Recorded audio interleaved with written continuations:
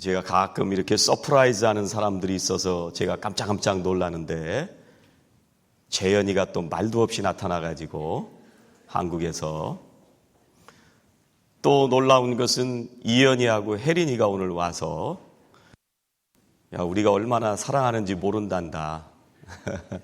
우리 여러분 I love you 이렇게 손 흔들어서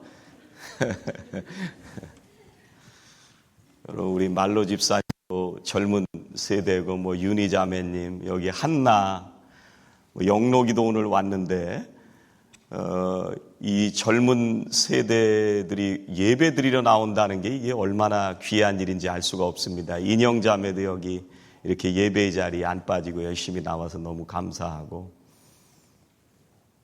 여러분 UMC 교인 숫자가요 무지하게 줄었습니다. 더더군다나 여러 가지 교리적인 문제 때문에 이 미국 내에서 굉장히 어려움을 겪고 있습니다. UMC 교단이 어떻게 될지 모르겠는데, 뭐 UMC만이 아니에요. 장로교, 뭐 PCUSA, 뭐 다른 여러 장로교 교단들, 한국도 마찬가지고요. 이 시대의 신앙생활을 한다는 게 이게 만만하지 않은 일입니다. 그런 시대에 이렇게 어른들의 뒤를 이어서 믿음을 가지고 예배의 자리에 나온다는 것만큼 축복된 일이 없는 것 같습니다. 정말 축복합니다. 그런 면에서 우리 교회가 이 복음을 전하는 교회, 선교에 초점이 맞추어져 있는 교회, 그런 교회이기 때문에 저는 얼마나 감사한지 알 수가 없습니다. 우리가 7개 선교지를 지원하고 속해서 드리는 그 정성들이 선교지를 향해서 계속 모여지고 있습니다. 우리 교회가 그 선교지를 지원할 때 한 달에 300불씩 지원하거든요. 근데 이게 대부분의 교회들은 100불씩 지원을 합니다. 7개면은 한 달에 2,100불이 선교 지원이 되는데, 이게 이제 우리가 7개지만 다른 교회처럼 얘기를 하면 21개 교회예요. 우리 교회가 얼마나 이 미주에서 큰 사역을 감당하고 있는가 하는 것 때문에 참 감사합니다. 여러분들이 속회에 모일 때마다 소중하게 드려지는 그 선교헌금, 또 여러분들 개인적으로도 드리는 여러 가지 선교헌금들이 이렇게 값지게 사용되게 돼서 얼마나 감사한지 알 수가 없습니다. 오늘 그 안디옥 교회가 이 초대교회 시절에 선교의 사명을 감당했던 그런 교회입니다. AD 70년에요. 예루살렘이 무너집니다. 로마에 의해서 예루살렘이 무너지고 예루살렘 교회가 사라져 버립니다. 근데 거기서 끝날 줄 알았는데 예루살렘 교회에서 모여있던 사람들이 흩어지면서 복음을 전하기 시작했습니다.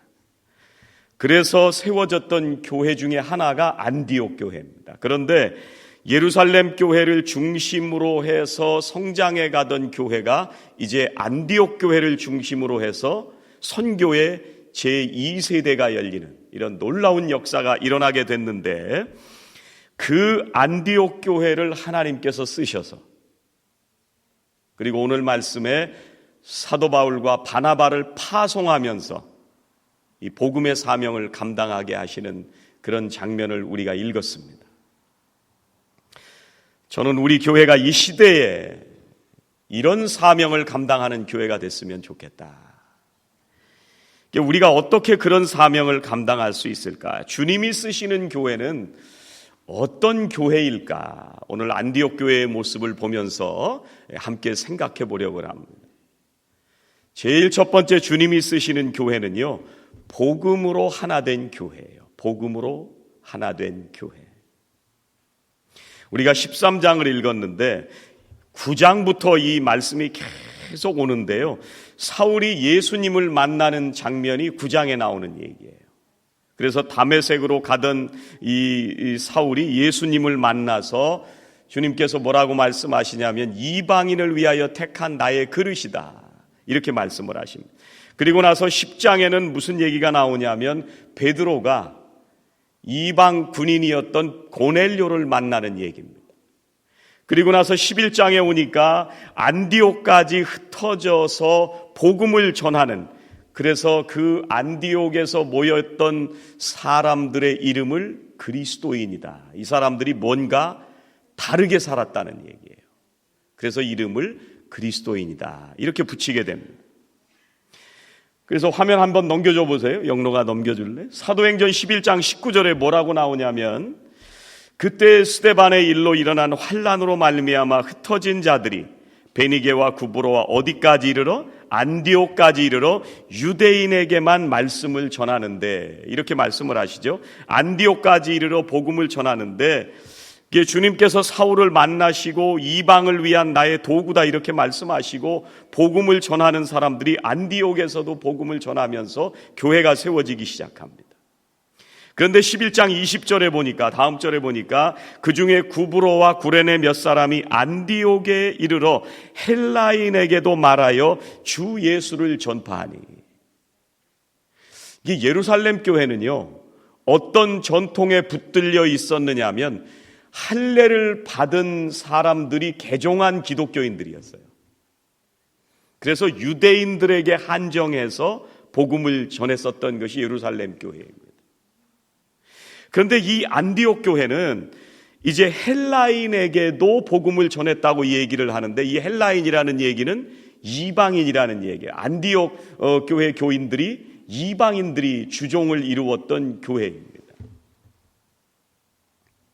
그런데 그 다음 절에 보니까 놀라운 말씀을 하시는데 주의 손이 그들과 함께 하심에 수많은 사람들이 믿고 주께 돌아오더라. 뭐가 함께 하셨어요? 주님의 손이. 사람들이 모인다는 것이 중요한 것이 아니라 그 사람들이 예수를 믿고 복음을 들은 사람들이 모이는 그곳에, 복음이 전파되는 곳에 주의 손이 함께 하셨다는 거죠. 여러분, 세상에 사람들 많이 모이는데 많이 있습니다. 요즘 한국에 태극기 집회도 있고 검찰을 개혁하라는 집회도 있고 수십만 명이 모입니다. 얼마나 잘 모이는지 몰라요. 사람들이 모이는 게 중요한 것이 아니라 복음을 듣고 그 복음으로 변화된 사람들이 모이는 것이 중요합니다. 거기에 주님의 손이 함께 하신다고 말씀하십니다. 여러분, 부흥이라고 하는 것은요, 복음 때문에 부흥이 일어나는 거예요. 저는 우리 사랑하시는 성도님들에게 주의 손이 함께 하시기를 주의 이름으로 축원합니다. 여러분들이 세상 가운데 나가서 복음을 전하는 그곳에 반드시 주의 손이 함께 하십니다.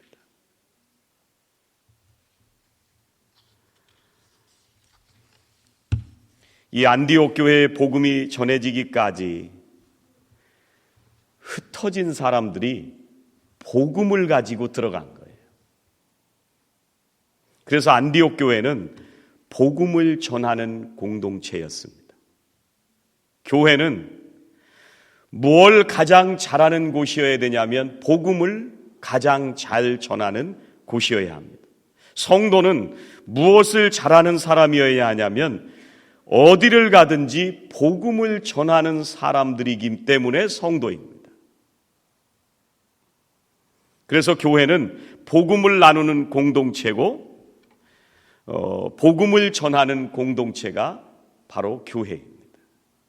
여러분, 다른 것도 있어야 됩니다. 여러 가지 교회를 위해서 있어야 될 것들이 많지만, 그러나 우리가 늘 찬양하는 것처럼 주의 보혈 능력이 또다 이렇게 입으로 찬양하는 게 중요한 것이 아니라 복음을 전하는 게 중요한 거예요. 복음을 전하는 게. 주변에 안 믿는 사람에게 복음을 전하는 게 중요하고, 교회는 와 있는데 복음을 모르는 사람에게 복음을 전하는 게 중요하고, 10년, 20년 다녀서 교회 문화에는 익숙해져 있는데 복음을 모르면 복음을 전해야 되는 거예요. 교회는 복음을 전하는 사람들이 모인 곳이 교회입니다. 여러분, 마태복음 16장에 보면은요, 예수님께서 교회라고 하는 말을 처음 쓰십니다. 에클레시아. 이게 교회인데 예수님께서 물어보십니다. 사람들이 나를 누구라고 하느냐? 엘리야라고도 하고 선지자 중에 한 사람이라고도 합니다. 다시 질문을 하십니다. 너희는 나를 누구라 하냐? 사도 베드로가 뭐라고 대답을 해요? 주는 그리스도시요 살아계신 하나님의 아들입니다. 그랬더니 예수님이 뭐라고 하시는 거예요? 그 고백 위에 내가 교회를 세우겠다. 에클레시아, 교회를 세우겠다. 무슨 말씀이에요? 교회는 복음으로 이루어진 게 교회예요.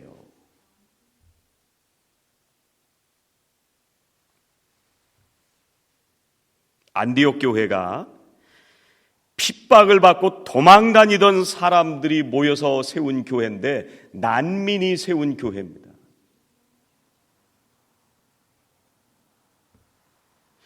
제가 어떤 분과 얘기를 할 때 교회는 이 이민자들의 삶을 잘 살펴주어야 한다. 옳으신 말씀이에요. 우리 교회가 어려움을 겪고 있는 사람도 돌보아주고 사랑을 베풀어주고 또 지역에서 여러 가지 미국에 사는 환경 가운데 어려움을 겪고 있는 분들을 잘 돌보아 주는 것도 교회의 사명 중에 하나입니다. 그런데 그 모든 선교와 구제와 봉사의 출발점은, 그 모든 사역과 헌신과 봉사의 목적지는 어디를 향해서 가야 되냐면 복음으로 가는 겁니다. 예수님께서 나를 구원해 주신 감격이 살아있는 사람들, 우리가 왜 교회에 모이는지를 아는 사람들, 우리가 왜 교회에 모여서 밥을 먹고 운동을 하고 예배를 드리고 여러 가지 사역을 감당하는지를 아는 사람들, 복음으로 하나 된 사람들이 모이는 곳이 교회입니다. 초대교회는요, 복음을 전하다가 핍박을 받고 흩어지고 또 흩어졌는데 그 사람들은 마지막까지 가장 중요한 한 가지 일을 했는데 그것은 복음을 전하는 일이었습니다. 예수 그리스도를 전하는 일이었습니다.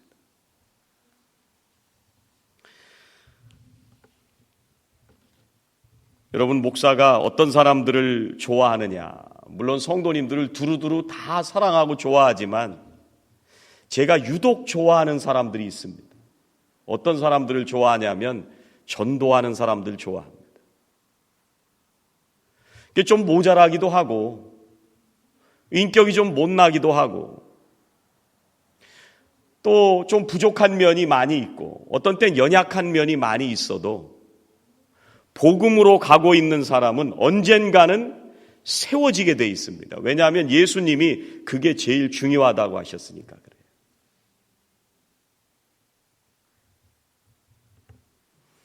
한 생명을 주님 앞으로 인도하기 위해서 기도하고 커피도 마시고 밥도 먹고 그 사람을 붙들고 돌보고 사랑하는 그런 사람들을 보면 참 제 마음에 사랑스럽습니다. 여러분, 복음을 붙들어야 성도가 되고 복음을 붙들어야 교회가 됩니다.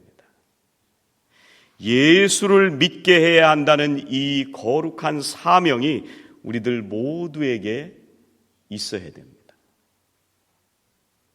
저는 우리 교회가 복음을 붙들고 세워지는 주님의 교회가 되시기를 주의 이름으로 축원합니다.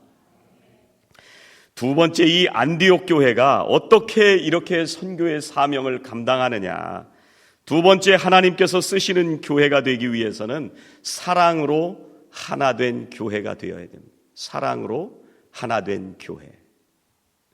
오늘 1절에 보니까요, 안디옥 교회에 선지자들과 교사들이 있으니 곧 바나바와 니게르라 하는 시므온과 구레네 사람 루기오와 분봉왕 헤롯의 젖동생 마나인과 및 사울이라, 이렇게 말씀을 하십니다. 이 5명의 선지자들과 교사들이다, 이렇게 얘기를 하는데, 한마디로 이 5명의 리더가 모두 다 배경이 다른 사람이에요. 제일 먼저 누가 나오냐면요, 바나바라는 사람이 나와요. 이 사람 이 이름이 어디서 처음 나오냐면 사도행전 4장 36절에 나옵니다. 뭐라고 얘기를 하냐면, 구브로에서 난 레위족 사람이 있으니 이름은 요셉이라 사도들이 일컬어 바나바라 하니. 이 바나바는 유대인이긴 했는데 구브로 출신, 현재는 사이프러스라고 하는 그 지역 출신이에요. 이 시리아 난민들이 많이 온다는 이 구브로 섬 출신입니다. 그 다음 사람이 누구냐면 니게르라 하는 시므온인데, 니게르는 니그로, 이게 흑인이란 얘기죠. 이 당시에 북아프리카인 중에서 크리스찬들이 있었는데, 이 북아프리카에서 온 사람 중에 리더가 되어서 선지자와 교사의 역할을 하고 있었다는 얘기입니다. 안디옥에 와서. 그 다음 사람은 구레네 사람 루기오인데, 이 요즘식으로 얘기를 하면 북아프리카입니다. 리비아, 오늘말로 리비아라고 하는 지역인데, 이 구레네가 그 지역입니다. 이 사람도 북아프리카에서 온 사람. 그 다음 나오는 사람은 분봉왕 헤롯의 젖동생 마나인이다. 한마디로 이 사람은 이스라엘의 왕족 출신이라는 얘기입니다. 그 다음에 소개하는 5번째 사람은 사울인데, 물론 이 사람도 유대인이긴 하지만 출생지가 어디냐면 다소라고 하는 소아시아에서 출생했습니다. 이민 2세입니다. 그런데 이 사람들이 무슨 일을 하는 사람들이냐면 선지자 내지는 교사들이에요. 하나님의 말씀을 잘 가르치고 전하는, 우리 교회 얘기로 하면 이 사람들이 인도자들이었던 거예요. 그런데 이 5명의 선지자 내지 교사들이 모두 다른데 보통 다른 게 아닙니다. 유대인도 있고 흑인도 있고 구레네 사람도 있고 왕족도 있습니다. 이민 2세도 있습니다. 그런데 이렇게 전혀 다른 배경의 사람들이 모였는데 어떻게 교회를 하나로 이끌어갔을까? 이게 대단한 일입니다.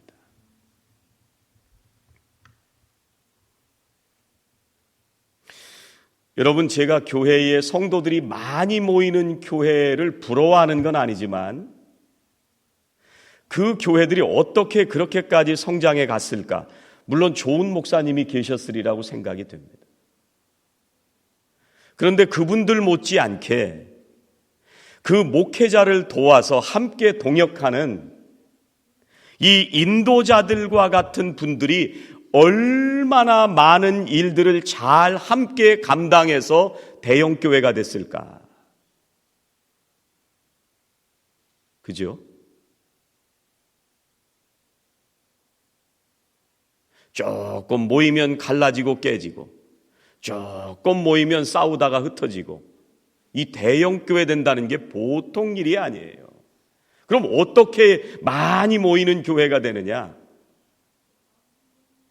그 인도자들이 굉장히 잘했다는 얘기예요.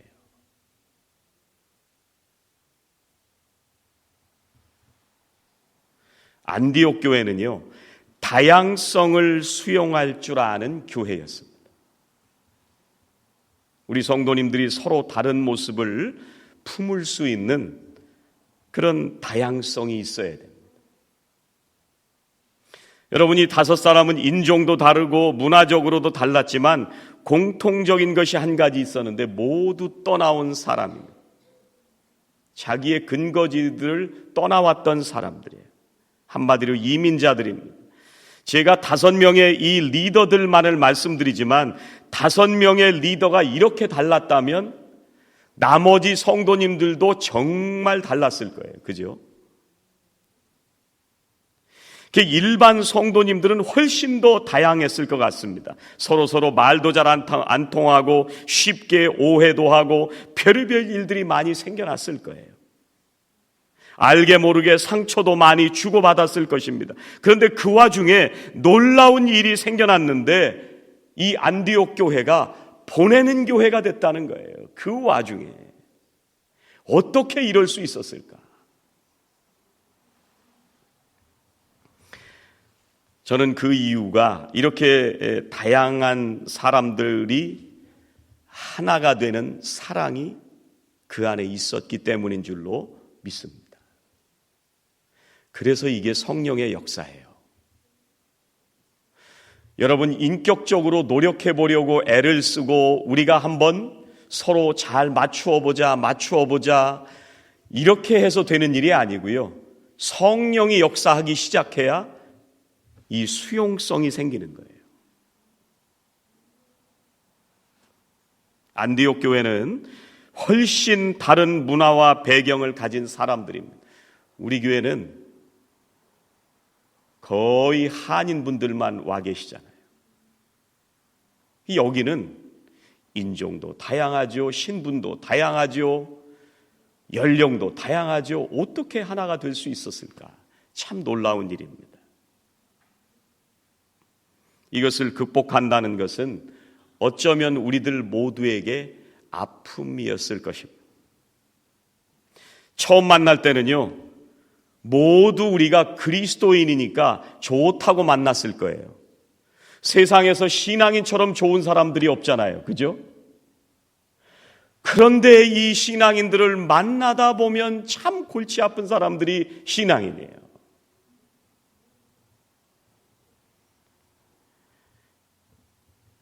고향을 떠나온 아픔도 있었는데 믿는 사람들이 함께 모여 가지게 되는 아픔도 끌어안고 갈 수 있는 이 사랑의 사이즈, 용량, 이게 컸다는 얘기예요.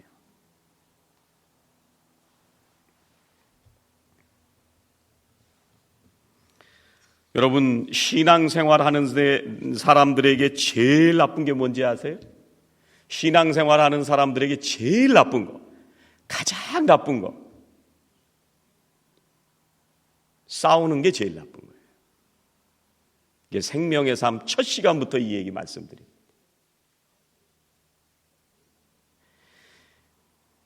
우리가 하나님의 사랑으로 서로의 아픔을 감싸주고 서로의 그 아픔을 존중해 주면서 서로 위로하고 치료해 줄 때 우리 공동체가 안디옥 교회와 같은 그런 교회로 주님께 쓰임받게 될 줄로 믿습니다. 사랑으로 그 아픔이 치료될 때 우리의 아픔은요, 우리가 받았던 상처는요, 그게 주님의 사역을 하는데 쓰임받게 됩니다. 우리가 사랑을 못 받으면 인생을 살아오면서 겪었던 모든 상처들은 다른 사람을 아프게 하고 상처를 주는 칼이 되지만 우리가 서로를 사랑하게 될 때는 내가 겪는 아픔이 다른 사람을 사랑해주는 귀한 도구가 될 수가 있어요. 여러분, 하와이에 있는 친구 하나가요, 저한테 어느 날 전화가 왔어요. 지성아, 하와이에 있는 교회인데 참 작은 교회였어요. 지성아, 우리 교회 권사님이 교회를 나가신대. 그나마 없는 교회인데 성도가 나가는 것도 아니고 권사가 나간다니까 얼마나 큰일이에요. 여러분, 이 심정을 헤아리실 수나 있는지 모르겠어요. 성도들은 잘 이걸 모르죠, 느낌을. 그래서 제가 그 친구한테 뭐라고 그랬냐면요, 야, 뭐 한 명 갖고 그러냐. 나는 30명이 한꺼번에 나갔어.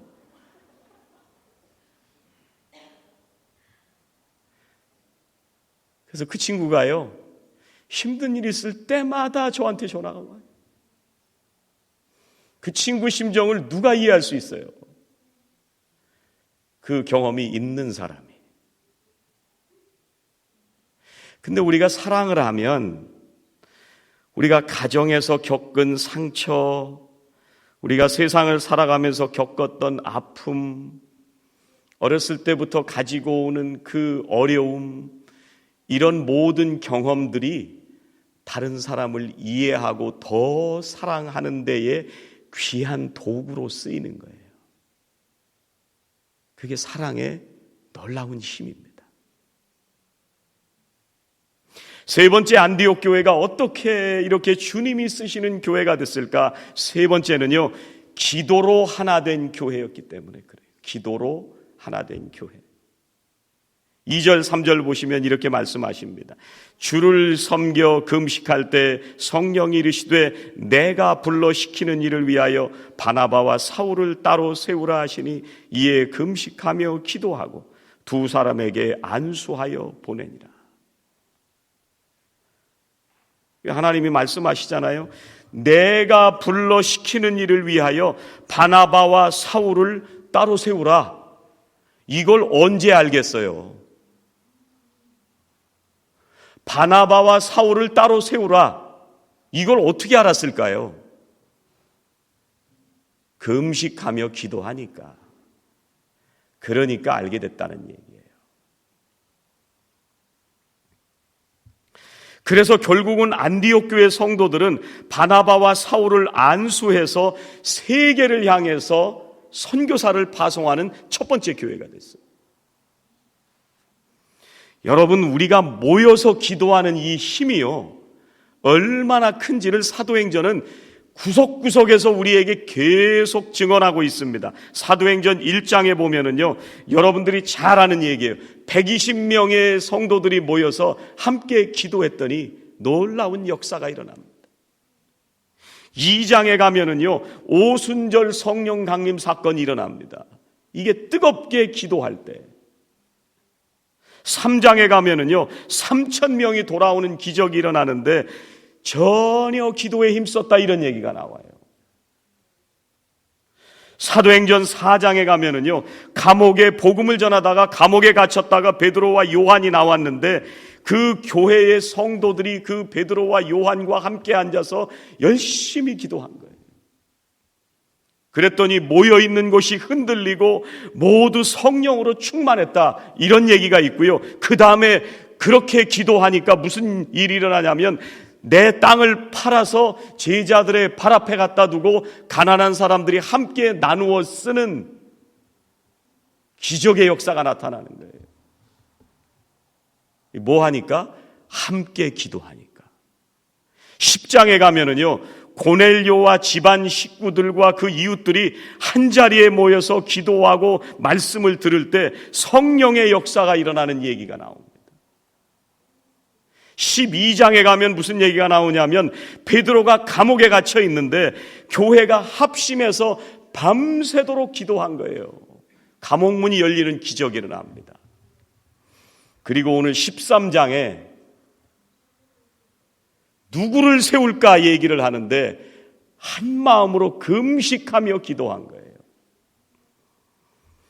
저는 우리 교회가 교회 일이 있을 때마다 금식하면서 기도하는 이런 5명의 리더들 같은 사람이 세워지기를 주의 이름으로 축원합니다. 그래야 교회가 살아요. 그래야.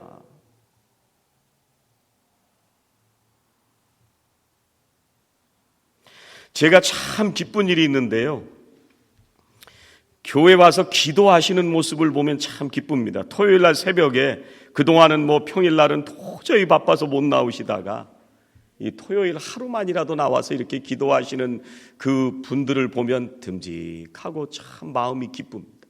위로가 됩니다. 그럴 때 공동체가 하나가 되고, 그럴 때 하나님의 뜻을 함께 찾아가게 되고, 그럴 때 한 마음으로 우리가 사역하게 되는 거죠. 안디옥 교회는 합심해서 기도하는 교회였습니다.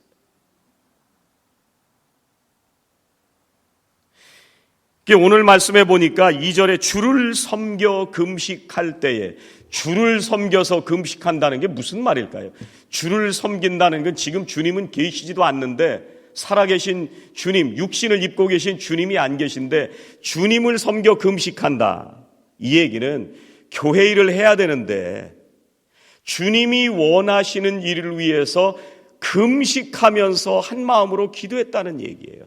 그게 주를 섬겨 금식했다는 얘기예요.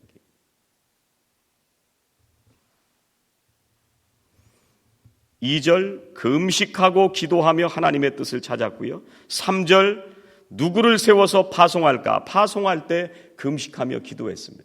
1절부터 3절 짧은 사이에 금식했다는 얘기가 2번이나 나옵니다. 금식하고 기도하면서 성령의 은혜를 사모하고 체험하는 사람들이 모인 리더들과 교회, 이게 안디옥 교회예요.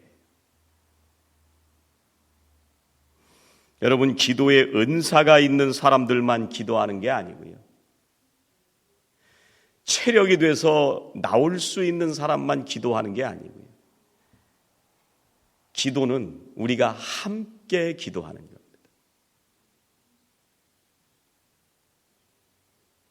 여러분, 교회가 점점 사라지고 있습니다. 우리 교회가 복음으로 하나 되고 사랑으로 하나 되고 기도로 하나 되어서 이 마지막 시대에 주님의 소원을 이루어드리는 저와 성도 여러분들이 되시기를 주의 이름으로 축원합니다. 기도하시겠습니다. 주님, 감사합니다. 우리가 무엇이건대 이렇게 사랑해 주셔서 주님의 복음을 듣고 새 생명으로 살게 하시니 감사드립니다. 주님, 우리가 복음에 붙들린 사람들이 되게 하시고 주님께서 우리들에게 베풀어 주신 그 사랑으로 모든 성도들을 수용하는 사랑의 교회가 되게 하여 주시고 주님을 섬길 때마다 한 마음으로 모여 기도함으로 주님의 교회를 돌보고 섬기는 우리 교회가 될 수 있도록 축복하여 주시옵소서. 안디옥 교회가 그 험악한 시대에도 복음으로 세워졌던 것처럼 교회가 사라지는 이 시대에 마지막 남은 주님의 제자 되어 복음으로 똘똘 뭉쳐진, 사랑과 기도로 똘똘 뭉쳐진 선한 샘 교회 될 수 있도록 축복해 주시옵소서. 예수님의 이름으로 기도하옵나이다. 아멘.